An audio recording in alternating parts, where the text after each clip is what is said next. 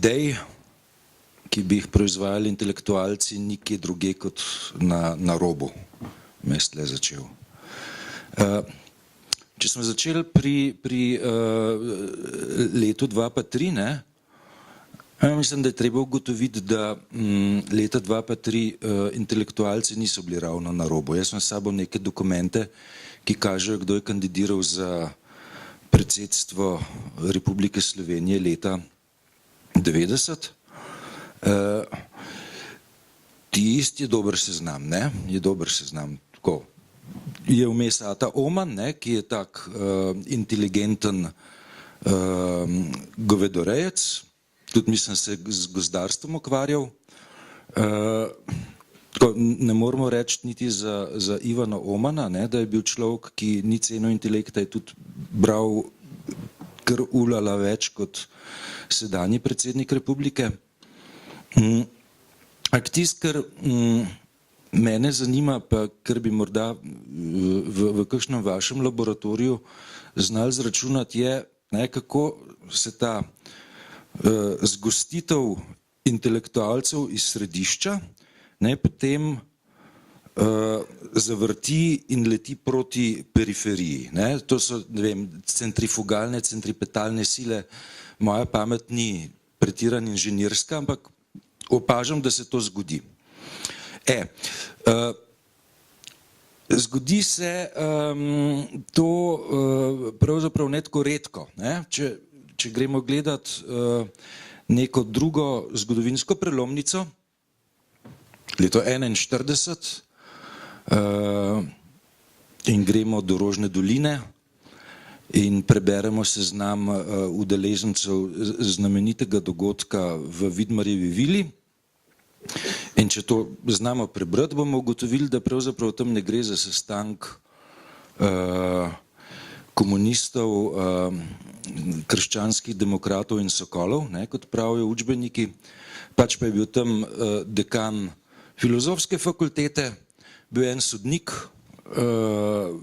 okrožnega sodišča, bilo je zelo veliko urednikov raznih publikacij in so pač na tistem dogodku ustanovili Osvobodilno fronto. Bil vmes en faliran študent, ne, ki je hotel biti kemik, pa se je potem odločil za revolucijo.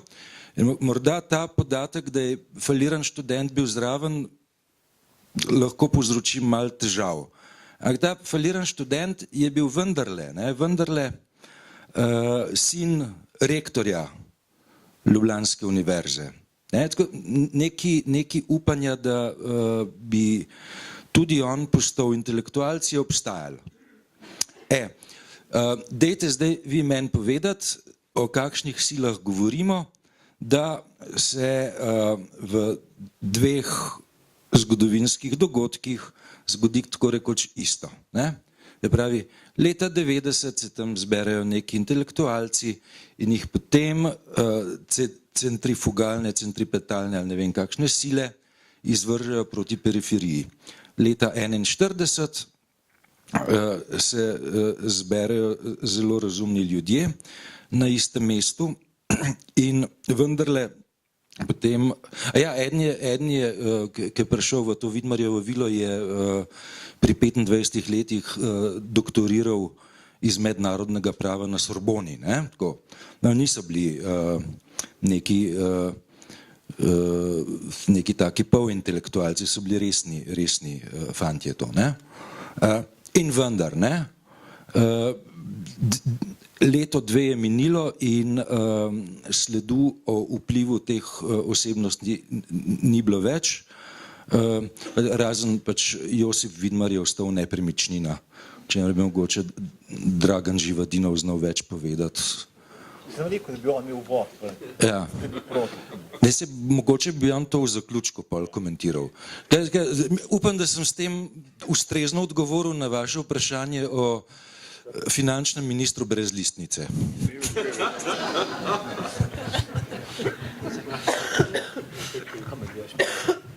Pa jaz, če nočeš, si vabičen, da nočeš. Tako jaz bom pol ure govoril. Mene je to kakšna lepa zgodba, ali to prelepo, ne? Ampak jaz mislim, da ima odgovor. A veš, ta ideja, da ideje prihajajo z centra, je napačna. Ideje so vedno prišle z periferije. Mislim, a veš, ko bi rekel, rimski imperij, ko bi rekel, ga ni uničil center. Tam ni bilo ene ideje. Vse ideje so se zgodile na periferiji in potem so barbari prišli v mesto in ga preuredili na novo. Jaz mi se zmenila, da z mano nož polemiziral. A lahko jaz dodam, že kar dodam. Da bojo razumeli ljudje, o čem govoriš. Ja. Da ljudje razumeli. Ni Ker treba misliš, da oni ne razumejo. hoditi v stari Rim. Dovolj je, da se zadržite v Sloveniji. In sicer, poglejte zgodovino slovenske literature, književnosti. Vsi veliki slovenski književniki, veliki, govorimo o največjih tisočih, ne, so prišli iz periferije, iz vukojebin slovenskih, ki jih niti izgovoriti ne znajo. To so vukojebine, ki imajo še zdaj 10 hiš. Ne. V Ljubljani ni bil rojen praktično nihče. Dimitrij Rupel. Decid. A gremo naprej. Slovenski filmski režiserji. Vsi, praktično skoraj vsi, iz vukojebin. Pustimo, kakšni bi tudi s Kranja, ampak Kranj je vukojebina primerjavi z Ljubljano. Ljubljana gleda na Kranj dol. Razumete? Jaz grem staviti, da je pri znanosti, ne, pri filmu je res, mislim, kamorkoli pogledate, Boštjan Hladnik, ja, pa ni bil čist Ljubljane, Boštjan Hladnik je bil s Kranja, pa s Kranjske gore, pa z Bleda, pa vse posod, če berete njegove intervjuje in tako naprej. Skratka, nikogar praktično ni, ki je bil z Ljubljane. France Štiglic, daleč od tega, nihče. Skratka, nihče. Literati, filmari ne. Poglejmo politike. Poglejmo recimo vse slovenske premijeje do zdajšnje. Sam da ne boš Nove Gorice. A je bil kakšen z Ljubljane? Nihče, niti eden. Poglejmo, dosti zanimivo, slovenske predsednike. Nihče z Ljubljane. Kar nas pripelje do vas znanstvenikov. Poglejmo recimo tlele, prvaka znanosti. Dragan Živodinov, nesojni uvodničar. Ni z Ljubljane. Direktor, druga skrajnost. Direktor tega inštituta, kjer smo, ni z Ljubljane, daleč od tega, kar potrjuje tvojo tezo, da že v Rimu, ali kako pravi, ni bilo, kot je zdaj, Jaz še teze nisem do konca povedal. ne, ampak kot je premijer Cerar, vrnil oblast ljudstvu, ti je stvar. Ne, najlepša hvala. Jaz tezo že drugo četrtino povedal. Ne? In jaz mislim, da to tvojo bolečino lahko razložim namreč, iz svoje novinarske prakse. Ne? Jaz sem, ko je... A lahko še, sam, ker imam Živadinova pred sabo, moram povedati nekaj. Moram res nekaj povedati. Živadinov ima te briljantne trenutke. In enkrat sva govorila, rekel kdaj govoriva, ker se mu je to pod nivojem, ker on je avantgardist, transavantgardist. Ampak enkrat mi je rekel nekaj dobrega, nekaj lucidnega, kar je v bistvu v direktni povezavi s tem, kar sem govoril. Namreč, rekel je, a ti veš, kako nastane avantgarda? Veš, kako nastane avantgarda? Tako da 3 fantje s kmetov pridejo v Pariz ali pa London in se jim tam zmeša od nebotičnikov pa asfalta in postanejo avantgardisti. Tako nastane avantgarda, tako so nastale vse avantgarde. In če pomislite, smo spet tle, kar spet potrjuje mojo tezo o tem, ne, kar sem prej govoril, ne, in natanko to se je dogajalo s temi slovenskimi in filmarji in vsemi, ko so prišli v Ljubljano in zagledali ljubljanski nebotičnik, da se je odpokal. In vračam besedo. On je z Broda doma. Ti si z Vrhnika, jaz sem z Nove Gorice. Jaz sem edini po Pločniku hodil v šolo. Ali lahko bi daš 2 minuti, da razložim svojo teorijo sveta? Skratka, ko je bil Drnovšek premijer, sem ga jaz v New Yorku, v Združenih narodih, ker so ravno govorili o tem, da gre Slovenija v Evropsko unijo. Pa sem bil razpoložen, pa sem rekel, gospod predsednik, kaj je slovensko darilo Evropi? In Drnovšek je bil nekoliko, ne bom rekel, da bil je, recimo, rad je imel vzvišenost. Ne? In me je tako pogledal in je rekel, dajte to zastaviti vprašanje v nekem jeziku, ki je v navadi, ne? V občevanju med novinarji in nami. In se rekel, no problem. Kakšen je prispevek Republike Slovenije k razvoju evropske ideje v času pristopanja k Evropski uniji? Ne? In njegov odgovor je bil, Slovenija je bila vedno najbolj razvita Jugoslovanska republika, je zgodba o uspehu pač ideologija. Ok, sem rekel, dobro, ni odgovora. Ne? In sem dobil veselje in sem to vprašanje zastavil vsem politikom, s katerimi sem govoril. Đurđan je bil premijer Mađarske, je rekel, imel isti refleks, kaj je darilo, kaj ste mislite, sem rekel, kakšen je vaš prispevek k razvoju evropske ideje. In je rekel, mi smo most med vzhodom in zahodom. Ker je bilo nenavadno, on je bil milijonar, ni bil gradbenik in je potem o gradbeni terminologiji govoril. Na slovaškem zunanjem ministrstvu je namestnica zunanjega ministra me iz pisarne vrgla, mene in fotografa Tomaža Skaleta. Ko sem to vprašanje zastavil, češ, da nismo bili zmenjeni, da bomo neumnosti vpraševali. Ne? In kot sem Poljaki, rekel, mislim, da bil en visok poljski diplomat, je rekel, naš prispevek je, da je Poljska uničila komunizem. Sem rekel, alhamdulillah, to je pač nedvomno. Ne? In Čorjovanu, ko je bil senator v Bukarešti, mi je začel razlagati, kako bo Romunija s tem, ko je disciplinirala sindikate in znižala ceno delovne sile, omogočila Evropi večjo konkurenčnost. Ne? Sem rekel, Bog ne dej, da te slišijo, ne, pol zunanji minister postal. Ne. In kar sem jaz tam zaznal, ne, je bilo neverjetno, da namreč od vseh 10 držav, ko so potem leta 2004 vstopile v Evropsko unijo, niti predstavniki politike, niti ene niso znali odgovoriti na preprosto vprašanje, kakšen je prispevek njihove države k razvoju evropske ideje. Da zakaj ne? Zato, ker Evropo so razumevali popolnoma gastarbajtersko. Evropa je nekaj tam, kamor mi gremo, ne? Mi se tja selimo in prevzemamo vrednote. Ne? In čisto tehnično se je to potem zgodilo, da je Slovenija pristopila k Evropi, tako kot Mađarska, Poljska, Slovaška, Česka, ni bilo nobene razlike, po isti logiki deluje pa tudi Kirgistan. Oni imajo pač isto to idejo, da namreč sta v Bruslju 2 serverja, en je na NATO, en je na sedežu Evropske unije in z teh dveh se, kako se reče, downloadajo, bo po naše, se vsi razumemo. Ko je treba spremeniti ustavni red, se ustavni red downloada z serverja na Evropski komisiji, ko je treba pač razviti obrambo države, se to downloada pač z obrambnega serverja. Ne? Tako je delovalo proces pristopanja k Evropski uniji in je tukaj periferija postavila na laž mojo tezo, da ideje prihajajo z periferije, zato ker vse ideje o političnem razvoju držav, ne, so se preprosto pretakale, ne, iz centra na periferijo. Potem je pa nastopilo maščevanje periferije, ne, ko je Mađarska v najbolj odročnih krajih, tam na meji s Hrvaško, se odločila, da bojo pa od tam oni dobili ideje in razsuli Evropsko unijo in Bog me kako dobro jim gre to od rok. Ne. Ampak če sem jaz prav razumel vaše vprašanje, ne, jaz mislim, če je znanost na robu družbe, hvala Bogu, ne, ko rekel, tam potem... Kako bi rekel, da je fuzbal na robu družbe, ne? Mislim... Kaj ni? Ne, ni fuzbal, ni na robu družbe.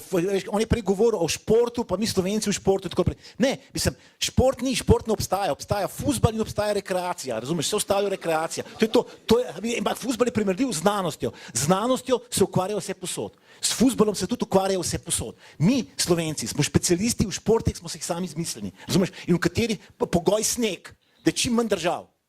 Razumeš, ti cela Afrika odpade, Južna Amerika, vse ti odpade. Mislim, nikjer nobenega ni, razumeš, ne? Mislim, kaj, Izrael, kdo, največje število Nobelovcev, Izrael, ne, tam proporcionalno, ne? In tako naprej. A imaš ti v Izraelu kakšnega smučara Izraela poznaš? Poznaš kakšnega skakalca?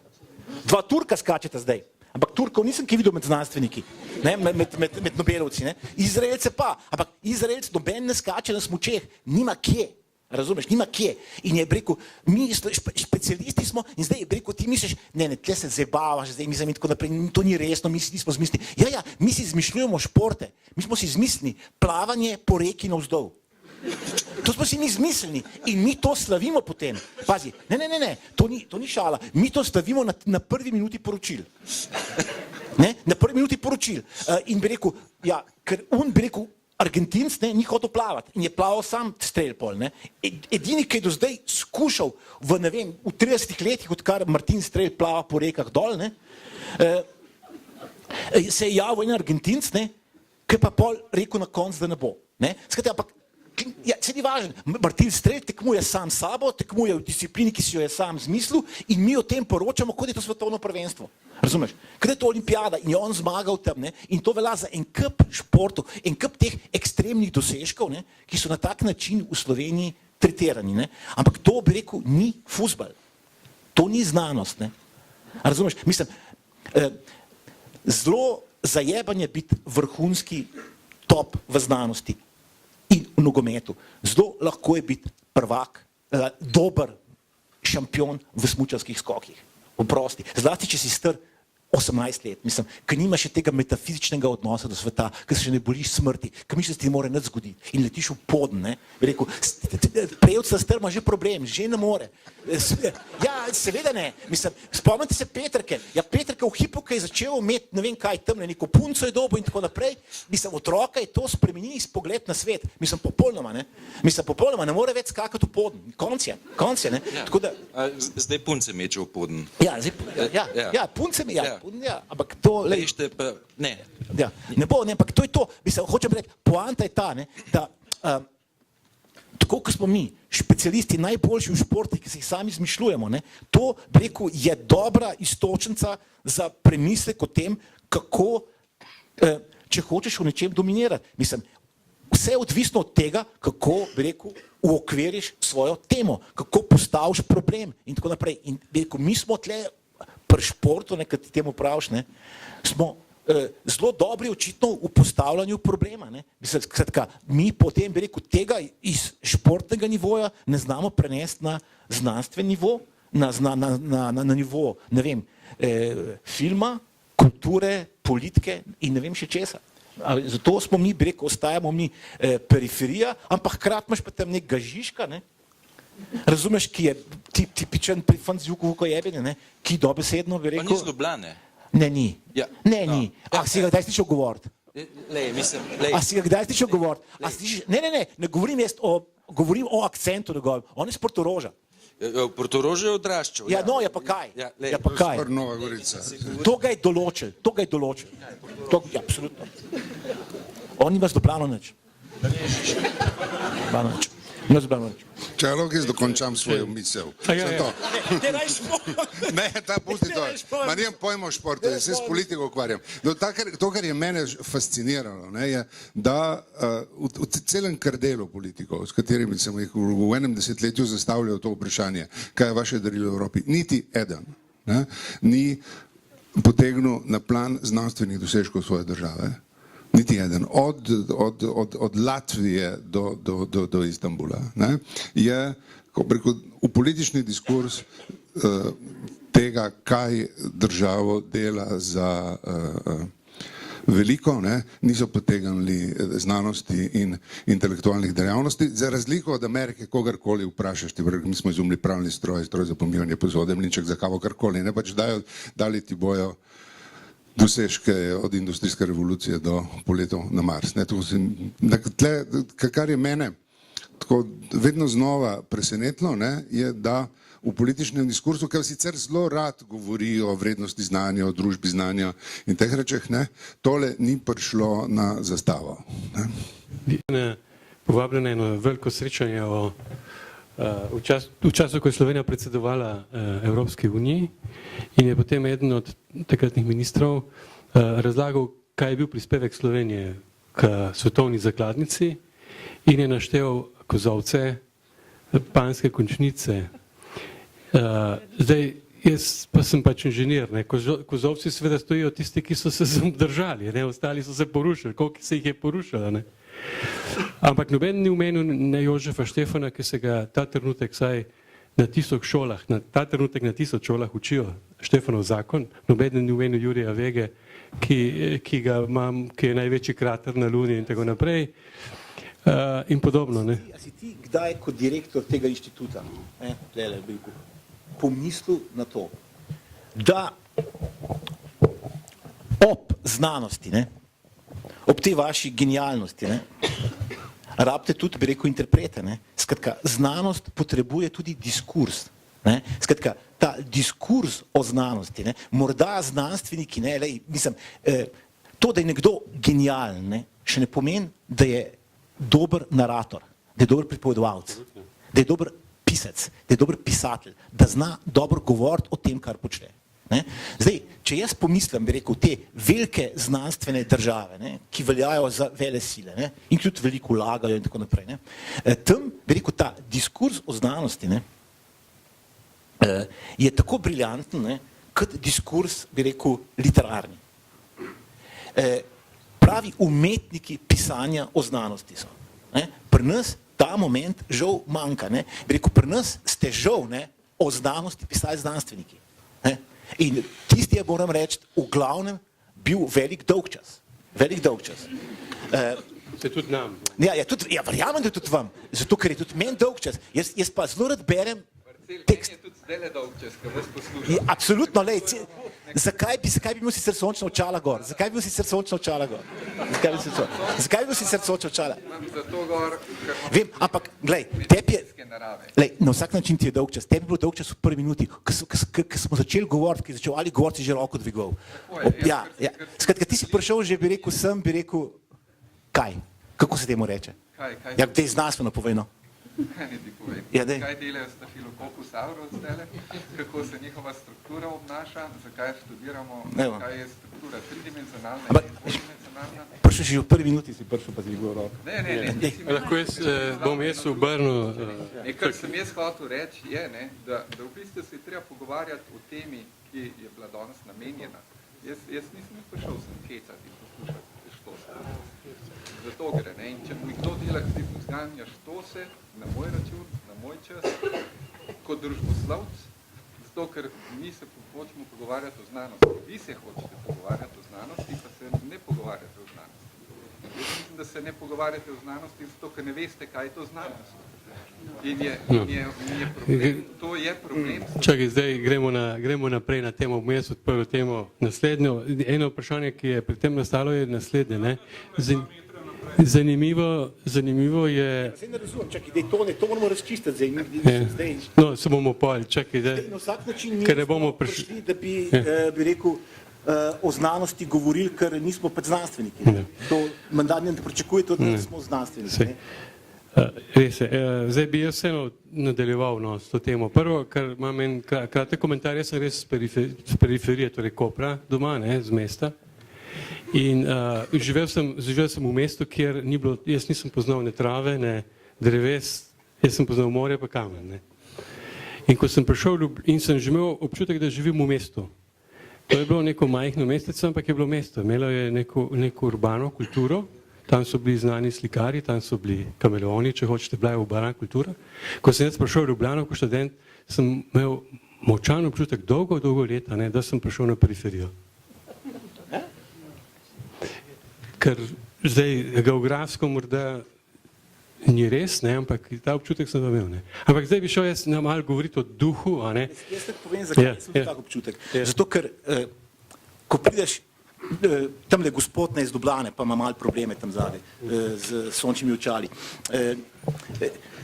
Ko prideš z periferije v neko glavno mesto, ne, imaš silen problem, ker moraš biti 5krat boljši od tistih, ki so iz glavnega mesta, da bi bil tako dober kot oni. Kar pomeni, da oni so v nekem smislu uspeli že zato, ker so iz tega glavnega mesta, ker so tam rojeni, ki od tam prihajajo. Ti si pa, bi rekel, zato blazno motiviran, medtem ko oni niso motivirani nič. In na določeni točki prehitiš. In to se dogaja v Sloveniji že ves čas, dogaja se verjetno v znanosti, dogaja se v literaturi, dogaja se v filmu. In to ni joke. To ni joke. To se dogaja. In pač to tako funkcionira. Tako si ti prišel, ne, in bi rekel, tako si ti postal znanstvenik. Jaz malo bi še torej, če malo še vprašamo o duhu, oziroma razmišljamo o duhu slovenskem duhu, ko bi rekel, o odnosu do intelektualcev in intelekta nasploh. Meni je zanimivo, ko vsak 1. september se neki ministrov pa vsi predsedniki na televiziji zagrebejo zato, da imajo svojo minuto, da rečejo, kako naj bi bili veseli otroci, ki gredo v šolo in naj bi potešili v šoli svojo radovednost. Ne? Tipično. Ampak najbolj radovedna oseba, ki sem jaz v svojem življenju kdarkoli videl, je bila sosedova tašča. Čisto se je zanimalo, ne? Ampak nikoli nisem dobil občutka, da je kakšen dosežek to, ne, za našo družbo. In potem seveda, ker mislim, da se ljudje spregledajo in ti predsedniki, ki sem jih omenil, otroci morajo v šoli zadostiti svoji ustvarjalnosti. Ne. Zdaj, ko govorimo o odnosu do ustvarjalnosti, to je že Picasso rekel, ne, vsak otrok je umetnik, vprašanje je, kako ostati otrok celo življenje. Naša družba duši ustvarjalce. Šola je antiustvarjalna, ne sem pa šola taka, kot je večinoma antiustvarjalna, strudijo se Skandinavci in tako naprej, da bi jo naredili ustvarjalno, ker ne sprejema napake in tako naprej, ne, da ne bi o tem govoril. Tudi Woody Allen je rekel en trenutek, en dan, ne, da je hodil v šolo za prizadete učitelje. In mislim, da se to lahko razširimo na Slovenijo kot na antiustvarjalno družbo, trdim, da je, ne? Ker recimo mi z velikim veseljem podpiramo diletantizem. Ne? Če imaš dva otroka, ki sta skupaj šla v glasbeno šolo, eden po enem letu igra Chopina, drugi po enem letu tolče Marko Skače, a ne? Potem rečemo, da taki tolče Marko Skače, želite tega, kako se je fajn naučil, unemu je pa lahko, ne? Un je kar se je tako rodil. Ne? Ali pa ta žura, ne? Odrekanje. Ne? Pride nek, tudi športnik, recimo na televizijo, pa prvo vprašanje novinarja je, ja, čemu vse ste se morali odreči. Ne? In potem ga on gleda in ga ne razumejo. Ne? Kaj sem se jaz odrekel? A si predstavljate, da se je Tina Maze čemu odrekla? Tina Maze, ona bi se odrekla, če ne bi smela smučati. Ne? Podobno velja tudi za druge. Ne? Odrekaš se, če ne delaš nič. Ne? Če pa ustvarjaš in delaš, se ne odrekaš. Ta ideja, da je žur, ne? Ali pa recimo Bolt, ne? Zmaga na 100 metrov, ne? In pol pride naš novinar in mu ponudi mikrofon in reče, a bo dolga noč. Ne? In Bolt gleda, ne? Kaj? On sploh ni razumel, kaj je to dolga noč. Ne? On je rekel, veste, jaz imam čez 2 dni tekmo na 200 metrov. On se ni ničemur odrekel. Njega ta žur ne zanima nič. Ne? Njega zanima, da bo tekmoval. Ne? Ali pa recimo to, zdaj novinarji, politiki, na veliko govorijo posebej, ko so na oblasti, ne? Da moramo biti Slovenci enotni. Ne? Prosim, ne? Slovenci moramo biti različni in moramo biti odprti na tuje ideje. Ne? Ali bi Picasso postal Picasso v tem enotnem okolju, ne? Ali bi Jožef Štefan postal Jožef Štefan v tem okolju. Ne? Ko je bil Debono v Sloveniji že dolga leta nazaj, 15 let, ne, je rekel, da potrebujemo samo enega ministra, to je ministra za ideje, ali pa jaz bi raje rekel ministra za ustvarjalnost. Ne? A ne bi si predstavljate, da če bi imeli ministra za ustvarjalnost, bi nenadoma vlada poslušala opozicijo in potem opozicija ne imela kaj delati. Ali pa Sam bi imel problem, da bi bil Karl Rjavc pol to. Ja. Ne, ja, sej. To je realen problem pri nas, veš, tako da priješ na dobro idejo, pa potem daš bi rekel tja Karla Rjavca. Ali pa recimo, gledajte, samo kaj bi recimo zdaj dajemo denar v zdravstvo tam, ker so čakalne vrste najdaljše. Ne? En ustvarjalec, ne, prva stvar, ki sem jaz pomislil, ko sem to slišal, ne? Kaj pa če bi dali denar tja, ker so čakalne vrste najkrajše? A to bi bil dosežek, valjda, ne? Ker če daješ denar, ker so čakalne vrste najdaljše, bodo še daljše. Ne? Zdaj, torej, kaj menite zopet, prej sem o ministru breziznice, zdaj pa o ministru za ustvarjalnost. Kaj pa je to? Ne? Če bomo razpisali volitve za ministra za ustvarjalnost, potem se bomo, po mojem, ukvarjali z še slabšo volilno udeležbo. Ne? Zakaj? Zaradi tega, ker je predpostavka te kandidature ministra za ustvarjalnost, da živimo v neki klimi, ki je intelektualnemu početju naklonjena. Ne? Pač ni. Ne? Ker ni naklonjena, potem bo zelo majhen delež volilnega telesa, žal, ne, zanimal pravzaprav koga velja podpreti kot ministra za ustvarjalnost. Ne. Hkrati, ne, če pa to vendarle postavimo kot, kako se temu danes reče, izziv, ne, bomo pa Srepentinška dobili kot resnega kandidata za ministra za ustvarjalnost. Ne, pa če bo Srepentinšek spodletel kot kandidat za ministra za ustvarjalnost, bo pa v svoji drugi inkarnaciji kot Marjan Šarec pa kandidiral za predsednika vlade. Ne? Tudi so problemi večplastni, ne? Težki so zato, ker imajo antropološko ozadje. Ne? Del tega antropološkega ozadja je nenaklonjenost do ustvarjalnosti, rajš kopiramo kot kreiramo in hkrati, ne, je okolje tukaj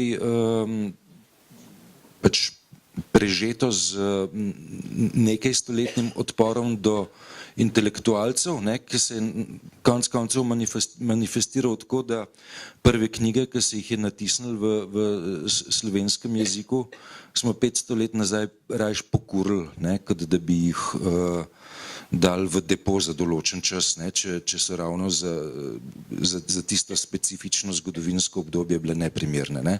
Tako da,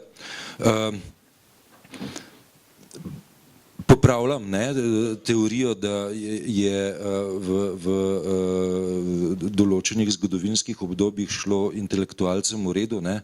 V resnici, ko so se pojavili, so njihove knjige takoj šle na vozove, z vozov pa na grmado, ki je gorela pred današnjim magistratom. Tako čisto brezupno ni. Ne? Zdaj, če za hip vzamemo resno to vprašanje, kako lahko govorimo o znanosti v kontekstu političnega novinarstva, je to mogoče in lahko najdemo jezik, ki ga lahko razumemo, ne? Skozi katerega lahko komuniciramo. Jaz sem to poskušal pač z najbolj običajnimi novinarskimi metodami, to, da sem šel intervjuvat znanstvenike, na pamet Danilo Zavrtanik, Jamnik, direktor Kemičnega inštituta, v precej nesrečnih okoliščinah, do Markota Grobelnika o umetni inteligenci, pa še koga druga, namreč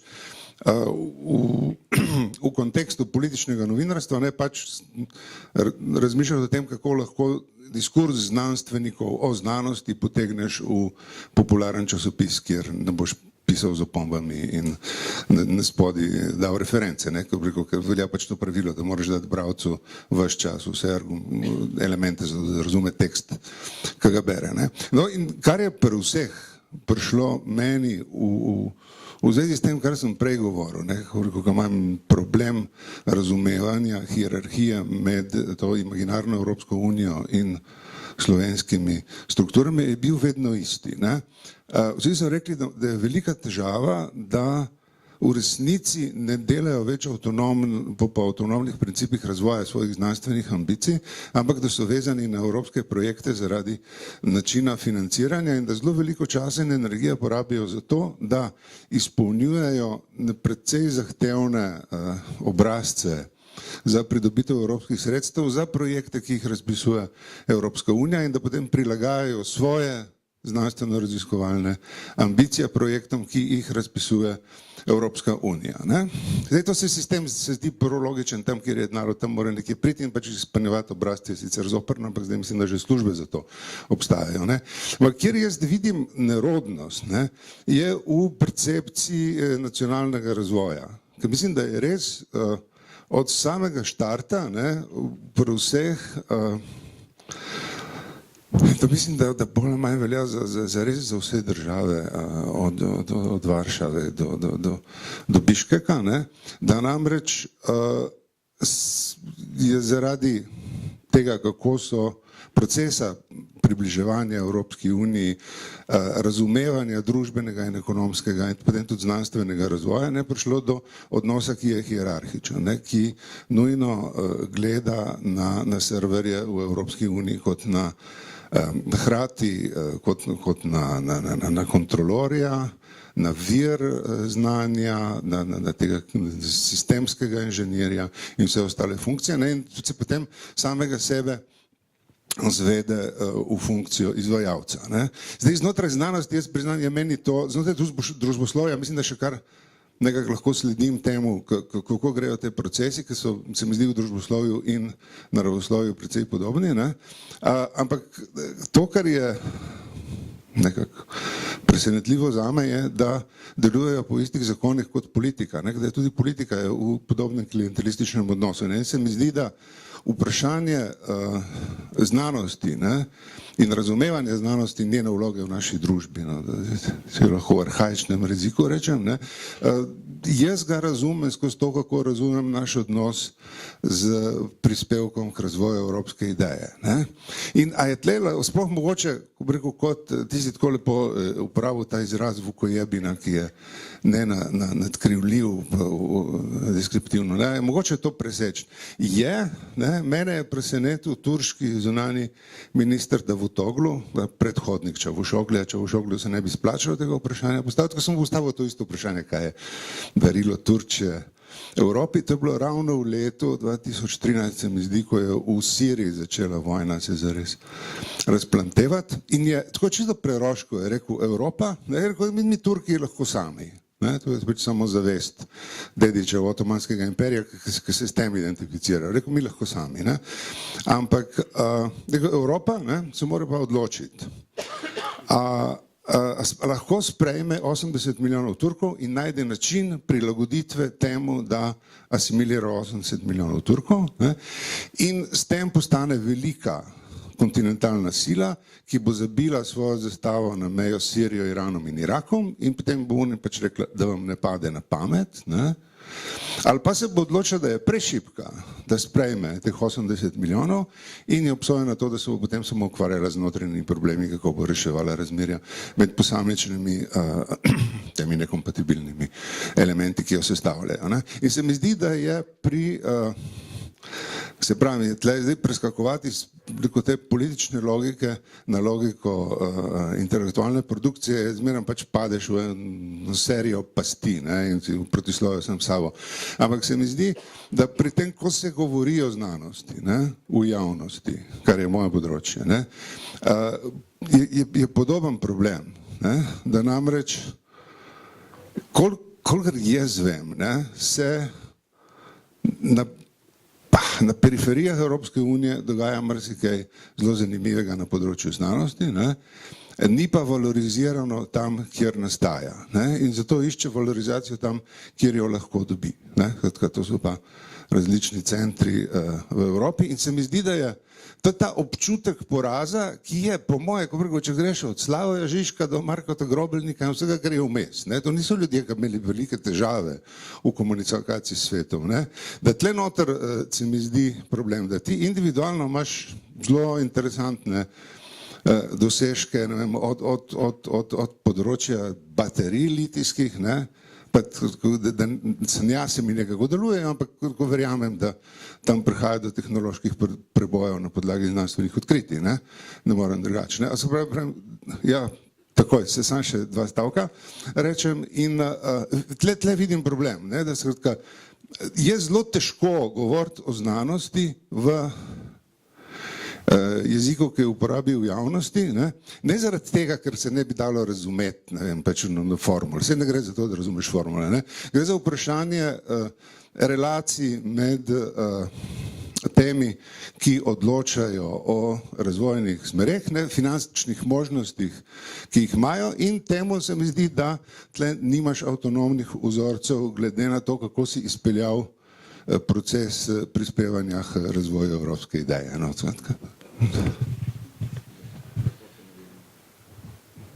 Na koncu bomo dali vprašanje. Še komentar. Ja, torej, jaz bi sam to končal prej to, kar sem prej hotel, ko sem začel od diskurzu, ki ne bi rekel, koliko je problem. Zmaga ta, ki zna boljš prepovedati zgodbe. To je to. Mislim, to je osnova, to velja za vse, to velja za politiko, to velja za znanost in tako naprej. Zdaj, problem, ki ga ima znanost v Sloveniji, je zelo podoben problemu, ki ga ima kultura, umetnost. Namreč, percepcija umetnosti v slovenski družbi je ta, da je umetnost nekaj, kar dobiš zastonj. Za kar ti ni treba nič plačati. Ne? V Sloveniji so bile, bi rekel, te velike polemike in drame s tem, ko so hoteli, bi rekel, zdaj vse mogoči občani hoditi zastonj na vse mogoče kulturne prireditve. Ne? In so potem te, bi rekel, ponudniki teh kulturnih storitev, kako bi se to danes rekli, popenili, da je treba kulturo plačevati in tako naprej, treba umetnost plačevati in tako naprej, to ni zastonj. In, bi rekel, ampak v silu se je ta vtis, ki ga država seveda jasno podpira, zakaj pa ne, zdaj v tej neoliberalni fazi itak, da je kultura, umetnost nekaj, kar je itak zastonj. Rekel, ampak natanko ta percepcija se ustvarja znanosti.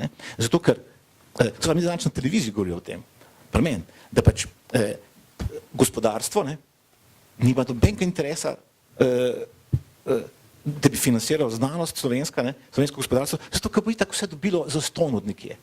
A zato, kaj pa predstavlja si nekega direktorja. Direktor, on kaj pa rab, on rab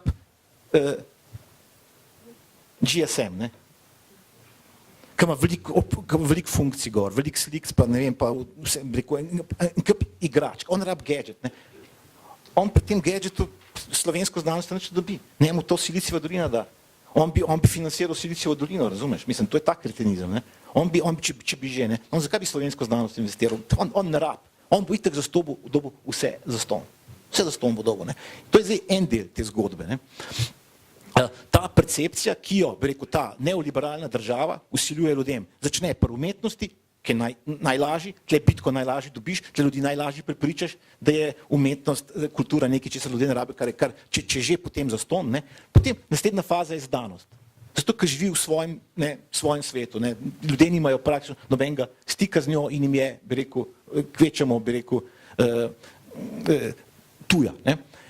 Ampak tle nas pripelje do tega druge plati zgodbe. Zdaj, namreč po celem svetu, zadnja leta, zadnjih 10 let, pa 20 let, poteka vojna proti elitam. Obstaja ta, bi rekel, proti finančnim elitam, ta 99-1, obstaja vojna proti političnim elitam, od tod vsta populizem, in obstaja vojna proti intelektualcem, proti inteligenciji. Zdaj, vojna proti političnim elitam obstaja zaradi enega razloga, vojna proti tim, vojna proti elitam, tem, bi rekel, intelektualnim elitam pa poteka jasno, bi rekel, iz čisto specifičnega razloga. Bi rekel, zato, ker je najlažje ljudstvo prepričati, da so te intelektualne elite nekdo, ki na njih gleda zviška, ki se jim posmehuje. Na ta račun je zmagal Trump v Ameriki, na ta račun zmagujejo po Evropi politiki, tako naprej, ampak vsi pravzaprav s tem intonirajo percepcijo intelektualcev, znanstvenikov, umetnikov in tako naprej. In na koncu se ti potem, bi rekel, vse zvede na to, da hodiš okrog in žicaš za denar. Pa bodi si kot umetnik, bodi si kot znanstvenik. Jaz sem dva stavka povedal, gre za to, da se je pač vso to intelektualno produkcijo prezentirali kot strošek. To je strošek. Če ni zastonj, potem je nepotreben strošek. Moja bolečina je to tudi, da obstaja pričakovanje, da more vse, kar mi trije napišemo, biti na internetu zastonj. Pa sem prašič, če ne podarim občinstvu tega, kar sem včeraj pisal, mi vsi skačejo po glavi, zakaj je članek zaklenen. Ja, je pač zaklenen, ne? Ker od klikov jaz ne bom živel. Ne? Jaz ne morem klika iz teksta pretvoriti v klik, kaj je Nove Ljubljanske banke. Ne gre. Ne? Pa sem v nekem sektorju, ki ni javni sektor, ki je realni sektor, ne? Smo vendarle iz nekega gospodarstva, ne? Za razliko od vas. Ampak tako, percepcija, da je znanost, kultura, umetnost in tako naprej strošek, se poglablja iz praktično leta v leto. Kar je mene presenetilo, ne, je to, da čisto resne analize kažejo, da resnic Slovenija v okviru OECD-ja kar vzorno učinkovit javni sektor. Ne. Podatek mi je razkril nekdo, ki je nekoč veljal za mlade ekonomiste, ne, Jože Damjan, ki je šel pač pogledati tabele o učinkovitosti slovenskega javnega sektorja, se pravi tega dela sveta, ki ga gospodarska zbornica zmerja kot nepotreben vagon, ne, ko so oni lokomotiva. Če ti podatki kažejo, da je ta javni sektor učinkovit. Ne. Problem zna biti, da je lokomotiva zarjavela. Ne.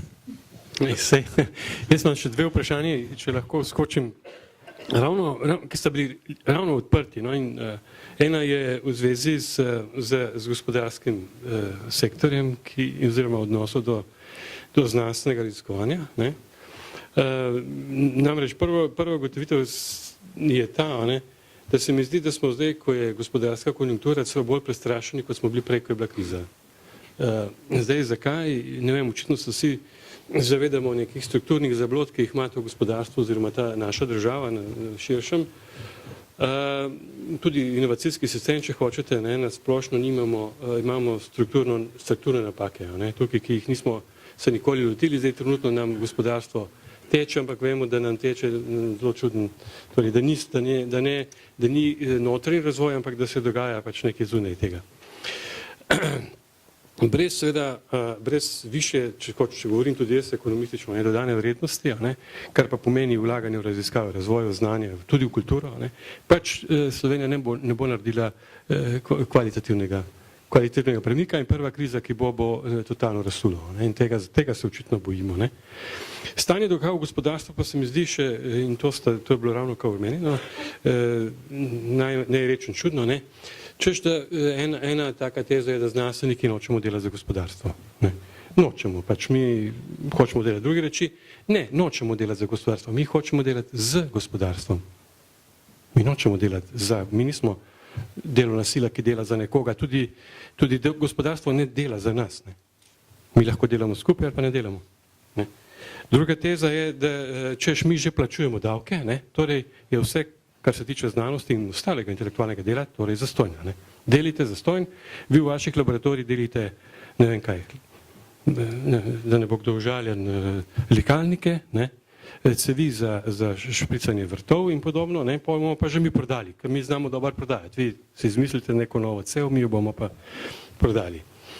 Druga, pol taka teza je, potrebujemo v Sloveniji, ker nismo bogati, smo aplikativno usmerjene raziskave, a ne, temeljnih raziskav ne potrebujemo, ne, ampak to je popolnoma napačna teza, ker edine probojne dosežke skozi zgodovino so zmeraj imele temeljne raziskave, ne, aplikativne so inkrementalne, ne, naročene in če je nekaj naročeno, veš, kaj pričakuješ. Ne.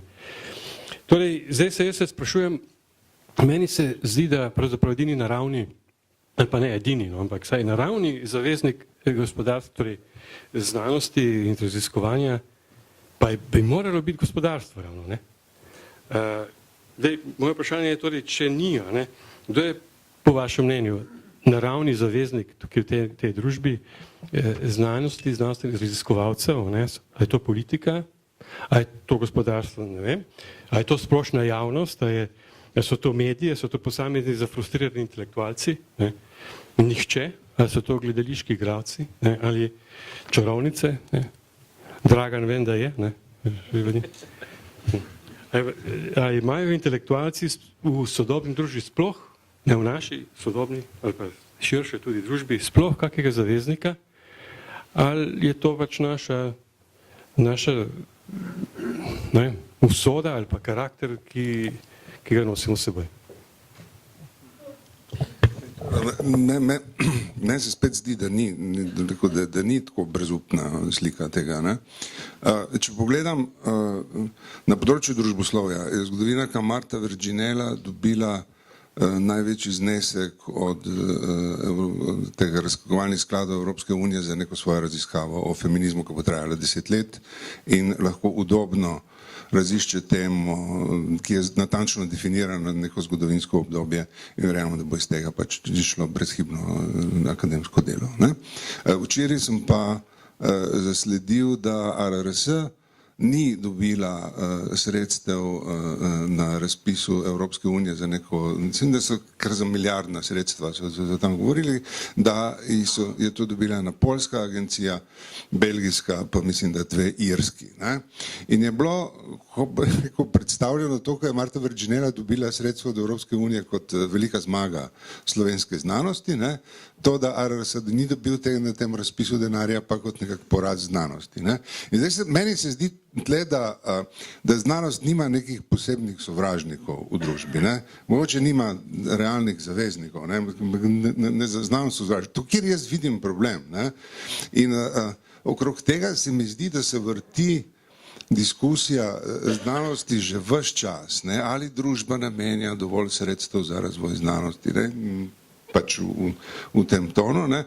Meni se zdi, da je problem tega, da stvar infrastrukturno ni rešena, ne? Da ni nikjer infrastrukture, ki bi delovala, bom rekel tako kot žurča, pač kot mreža med politiko, potrebami družbe, gospodarstva in vsega ostalega, ne? Ki bi upravljala s temi potrebami, tako kot upravljajo s tem agencije birokratske na ravni Evropske unije. Ne? Se mi zdi, da pride do loma na tem področju, da imaš opravka z visoko profesionalnimi uradniškimi organizacijami, ne, ki potem pač po svojih lastnih kriterijih preverjajo tvojo razvojno stopnjo, ne, in na drugi strani pa s pomanjkanjem iste visoke profesionalnosti uradnikov, ki urejujejo probleme, ki jih ne zmore urejevati znanstvena populacija, zato ker to ni njeno delo. Se mi zdi, da križati kompetence, ne, je vodi k neučinkovitosti in temu vzdušju žrtve. Ne. Meni se zdi, da tle so problemi na ravni politike, sem poskušal prej opisati, pač jaz to vidim pač v relaciji, pravdobesedno v tem, kako država razume svoj odnos do kontinenta, na katerem je prisotna in ne razume same sebe kot soustvarjalca projekta, ne? Ampak od nekoga, ki lahko pri projektu sicer sodeluje, če projektanti, ki so pa nekje drugje, mu namenijo sredstva. Meni se zdi pa čudno, da tle bi logiko bilo treba obrniti že davno, ni pa ne vidim, da bi bilo zdaj že prepozno, se ni nič zares propadlo, ne? Ampak tle se mi zdi, da če ne želiš biti ves čas potisnjen v to pozicijo, da jamraš, kako je hudo, ne? Je treba pač ustvariti institucije, ki bojo omogočale znanstveni sreni, da sodeluje kot projektant pri nekem projektu, ki ga definiraš kot skupnega. Zavezniki, ne, zavezniki. Tako, težava pri pojasnjevanju družbe, pa pri iskanju zaveznikov je v tem, ne, da družbo predstavljamo nekako tako, ne, tle je politika, ne, pa tle je gospodarstvo, tle je mediji, pa potem civilna družba, pa finančno ministrstvo, ne, in potem razumemo to kot neke take bloke, ne.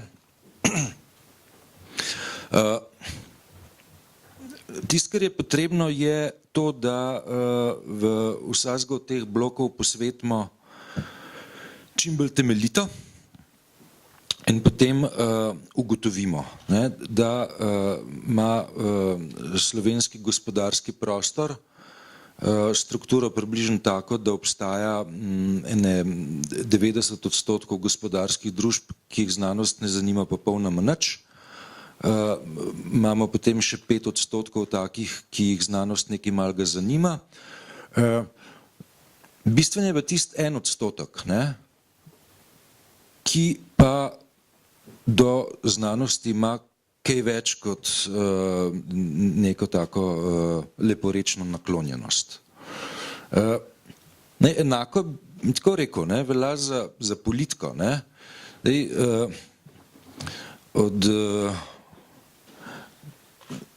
Od prihajajočega premierja, ne, bodočega Marjana Šarca, jaz ne bi pričakoval kakšne pretirane naklonjenosti do znanosti. Ne.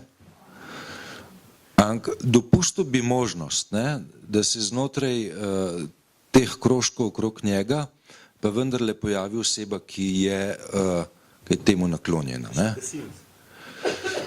Recimo, ne, lej, se je vendarle, ne, v 25 letih pa zgodil, ne, veš, mislim, da je bil Tancik naklonjen znanosti, ne, z vaše inštitucije prihajal. Ne. Se je zgodilo potem presenečenje veliko, ne, Golobič je bil naklonjen znanosti. Ne. Jaz je potem neslavno po goru, ne, si je polomil zobe na termoelektrarni. Ne. Neko naklonjenost je kazal, ne, pa verjamem, da je zelo malo ljudi od njega pričakovali, da bi to storil.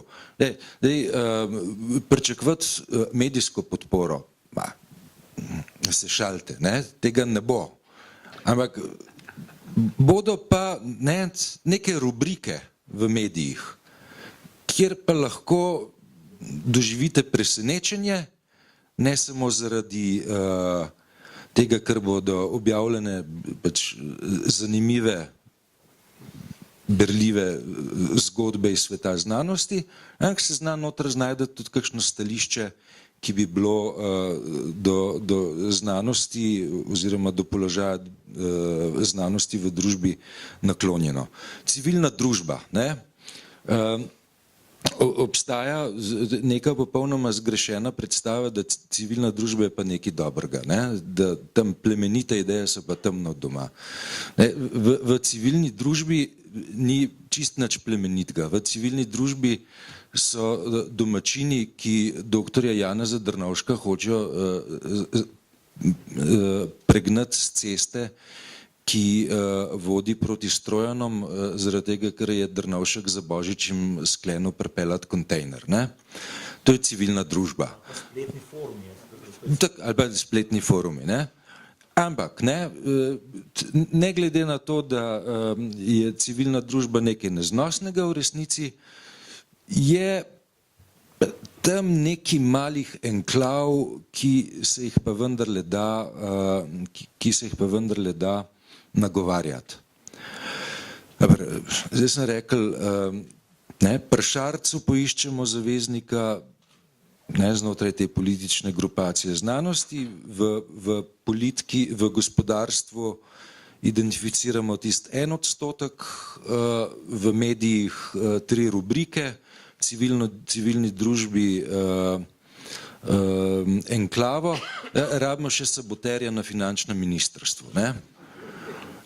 Če zdaj to nekako skup zapakiramo pa v neko omrežje, tako malo zarotniško, morda pa vendarle, da kakšen korak naprej narediti. Ja, ampak zdaj, to, kar manjka v tej tvoji zaroti, je vojska.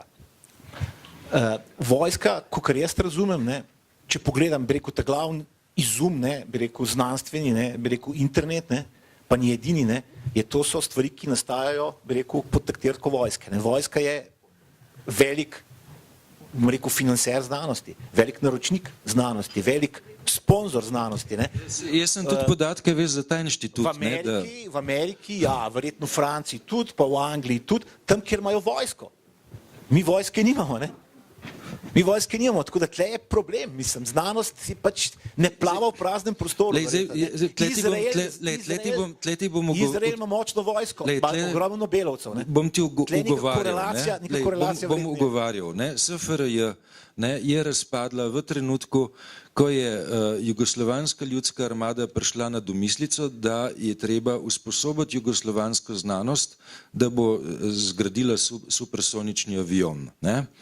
Ko se je ta ambicija pojavila, je začela federacija pokati po šivih.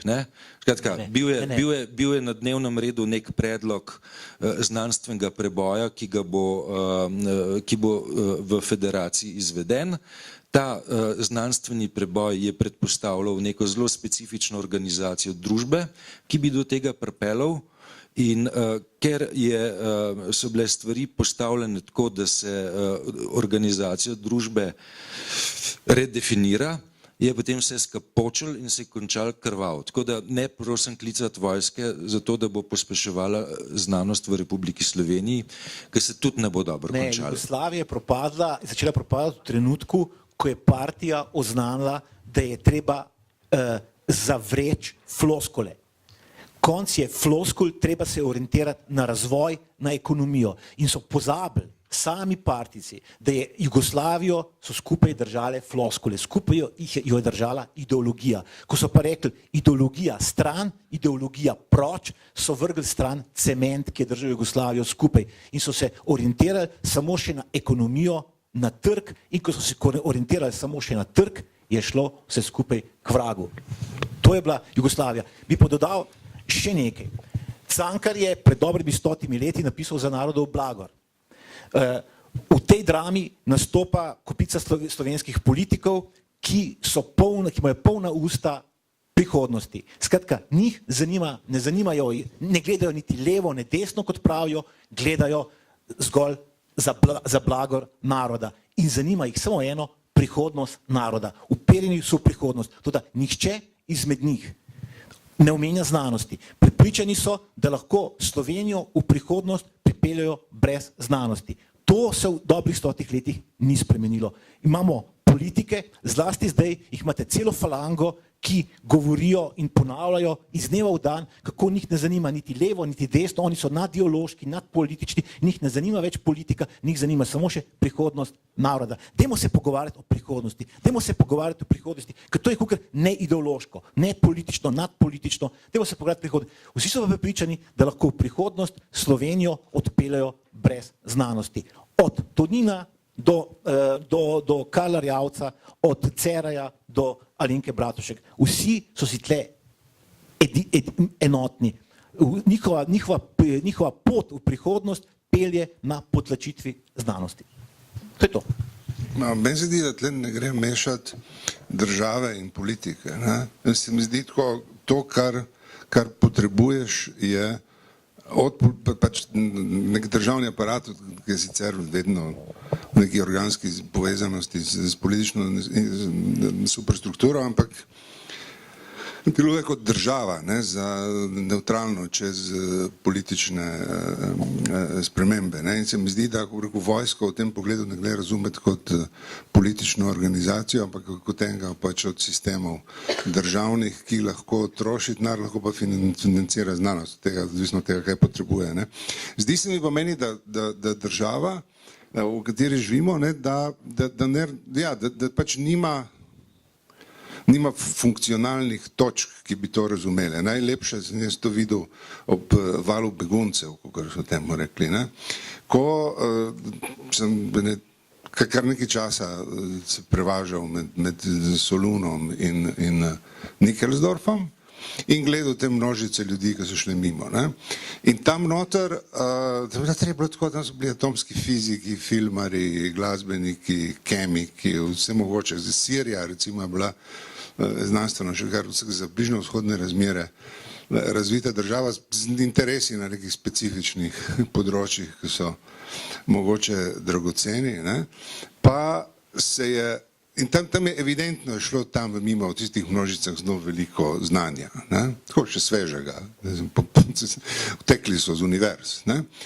In Država jih je vse reducirala na tega, ko bi rekel, grobega, nepismenega divjaka, ki tam čepi ob železnici s cigareto v ustih. Ne? In ne glede na to, da je bilo tam kar neki novinarji, ko so pač dvigovali roke, pa reče, oprostite, tukaj mimo nas gre, je šla Akademija likovnih umetnosti Damaska, je šla Filmska akademija, je šla ena najboljših arhitekturnih šol na svetu. Če si diplomiral na fakulteti za arhitekturo v Damasku, nisi imel težav dobiti asistentsko mesto v Chicago, so te radi vzeli. Sirci so zgradili Dubaj, sirski arhitekti, nihče drug. To je šlo mimo pač, in kar je v teh naših železniških postajah, kar je mene presenetilo, je bila ta popoln egalitarizem, tam nihče ni imel tega zdravega rasističnega pristopa, ok, zdaj bomo naredili dve vrsti, eno za tiste, ki znajo brati, eno za tiste, ki ne znajo, in potem znotraj te vrste, kjer znajo brati, bomo pogledali, kdo poleg tega, da zna brati, zna še kaj drugega. Kar so naredili Nemci, ki so brez skrupulov potem v kontekstu iste skupnosti, v kateri mi živimo, pač brez skrupulov pobrali vse znanje, kar ga je takrat prišlo čez meje in ni ga bilo malo. Zdaj, pravim, tle se mi zdi, da imaš indikator odnosa države do znanja. Zato sploh ne zazna, da gre mimo nje. Tle jaz vidim problem ne v tem sanjanju, kaj vse bi se dalo narediti na celem tem hierarhičnem stolpcu. Jaz pravim, da rabiš segment, ki se profesionalno na uradniški ravni ukvarja s tem.